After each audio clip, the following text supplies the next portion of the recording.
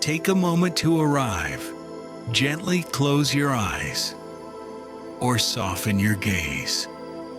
Feel the surface beneath your body. Notice your breath without trying to change it. Welcome to Stories of the Shadow.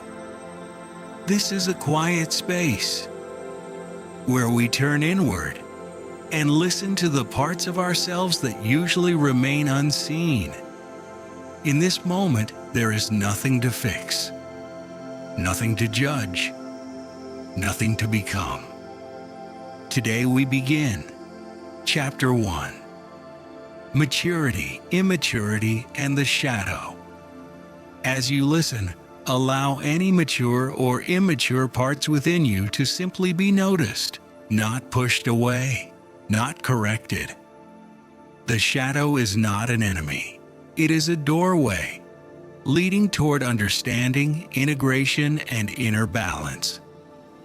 Take one slow breath in and gently release. When you feel ready, let us begin. What we realize. Too late. Elena lived in a small brick house on the outskirts of a quiet European town, where the cobblestone roads held centuries of footsteps and the trees along the streets stood like wise old guardians. Her home, tucked at the end of a narrow lane, carried the scent of memories. Sunlight resting on wooden window frames, the ticking of an old clock, the softness of morning fog settling over her little garden. Inside that house were objects that had followed her through the decades. A worn armchair softened by time, a wooden table marked with years of daily meals, a sturdy cupboard filled with stitched linens and iron pots, and a single black and white photograph hanging on the wall of a young man smiling broadly as he held a sunlit toddler in his arms. For more than 15 years, Elena had lived alone. She had once worked at a textile factory, then later ran a small booth at a local market. She woke before sunrise, worked until the last threads of daylight disappeared, and folded her dreams carefully into the everyday routines of a hard-working woman. She spoke little, loved quietly, and carried her burdens the way one might carry a thick woolen shawl, heavy but warm, familiar yet worn thin at the edges. When she was young, she believed saving money was a virtue. Every purchase was weighed, every decision measured with caution. Do I really need this? How long will this last? What if something happens? During winter, she counted every piece of firewood, wondering how to stretch it until spring. She hesitated before turning on the heating. She wore old coats, darned socks, and ate simple meals, not because she lacked money entirely, but because she feared using what she had. Her children grew up and left home. One moved to a bigger city to work in engineering. The other relocated far away for studies.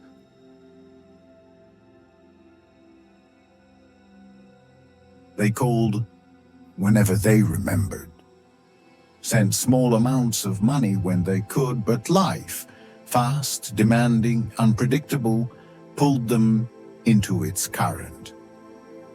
Elena stayed behind, living a life shaped by habit, cooking for one, turning off lights after each room, avoiding unnecessary expenses. Her frugality had become not a choice, but a reflex.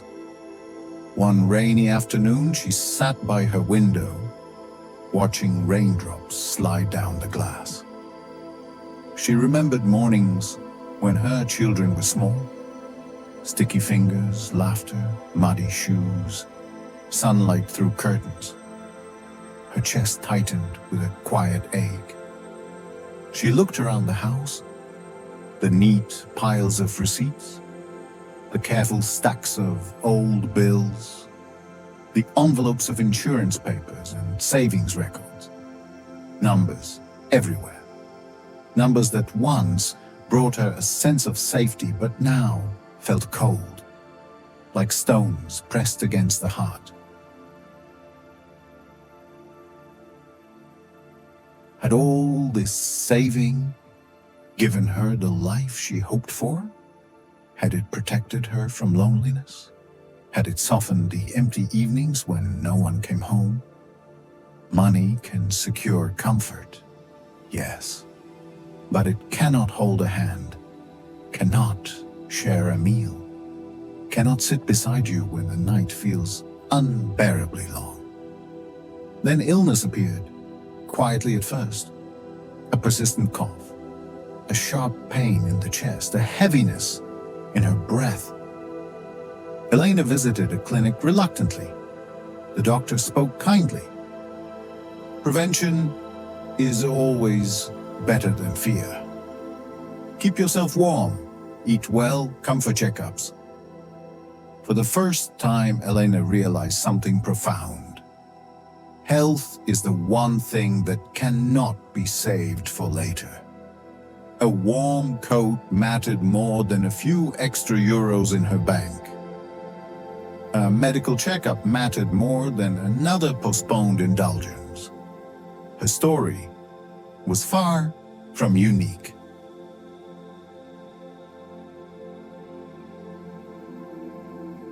In a nearby cafe, a man named Martin sat with a newspaper and a cup of coffee. He was a craftsman, his hands thick, strong, shaped by years of carving wood. He had worked his whole life, saved diligently, raised children, and silently promised his late wife he would ensure the family never lacked anything. He lived with the same fear Elena carried. What if what I have is not enough? Years ago, a friend had invited him on a trip to the southern coast. Martin declined, calculating expenses, worrying about the future. He told himself he would go one day. But as his joints stiffened and his legs weakened with age, he realized he had missed his chance.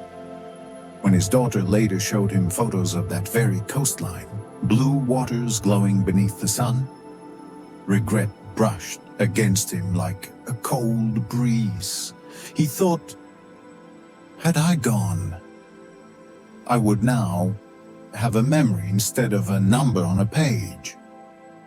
One sunny morning, Martin decided to do something unusual.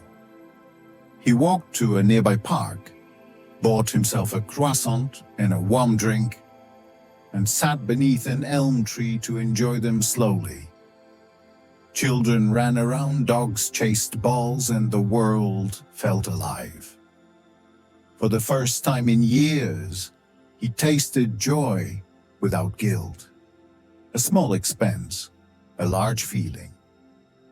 In another quiet district, a librarian named Sophia kept a tin box beneath her wardrobe. For decades, she had dreamed of traveling to Venice, to walk.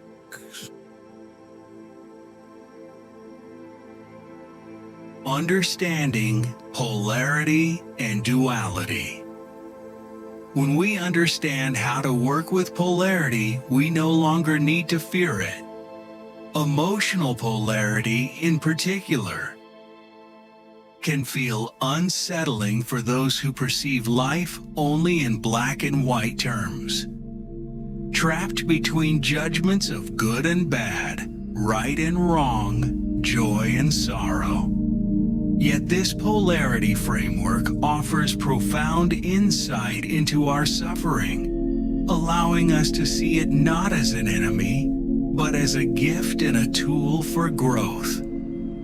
The key to avoiding entrapment in polarity lies in learning to work with duality, to consciously embody both masculine and feminine qualities, and to navigate the dynamic tension between their opposing expressions. What we believe and feel about masculine and feminine energy is our personal truth. No one can take that away or declare it invalid.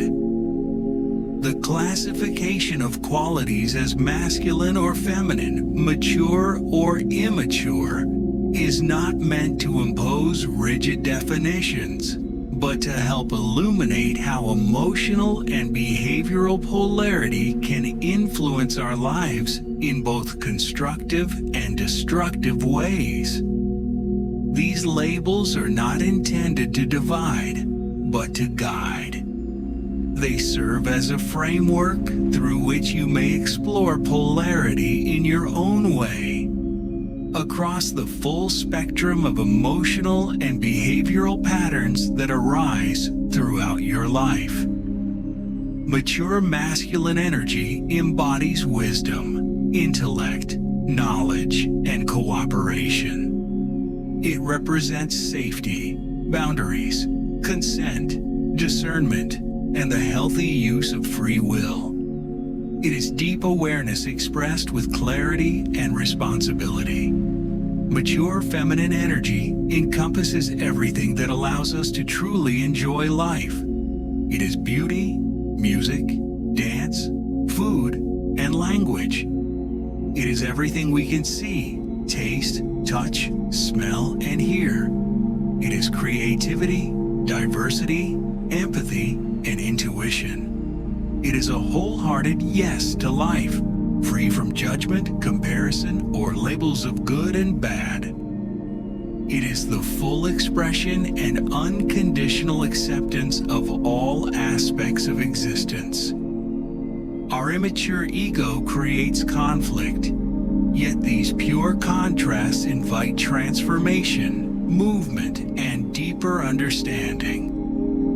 When we recognize this as a gift, we mature, learning and evolving, whether or not the process feels pleasant. The immature ego signals imbalance and calls for our attention. By consciously shifting between mature and immature ego states,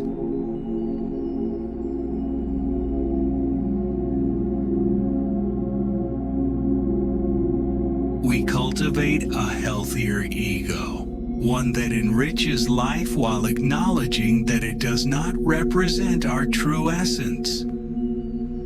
Although an unhealthy ego may temporarily create pleasure, it perpetuates the experience of a separate self through fear and suffering. The separate ego is best understood as our mental experience of the world. It reacts through conditioned psychological patterns, generating fear and resistance rooted in survival instincts, greed, possessiveness, or the impulse to attack others. As we deepen our access to empathy, emotional intelligence, intuition, and collective awareness, we begin to see that the separate ego represents only a fragment of truth, not the whole. Core principles of the polarity framework. If you notice yourself operating from immature feminine energy that diminishes the masculine, pause and shift toward the values of mature masculine energy. Reflect on how you may not be supporting the feminine within yourself. Ask, what have I agreed to that I should have declined? Where have my boundaries been crossed or allowed to be crossed? In what ways does my feminine energy feel unsafe? What knowledge or understanding have I learned but not embodied? When did I fail to use discernment in making the best choice for myself? Where in my life am I lacking inspiration, creativity, or diversity? In which areas am I ignoring my intuition? Where am I failing to accept myself fully? Why do I feel disconnected from confidence?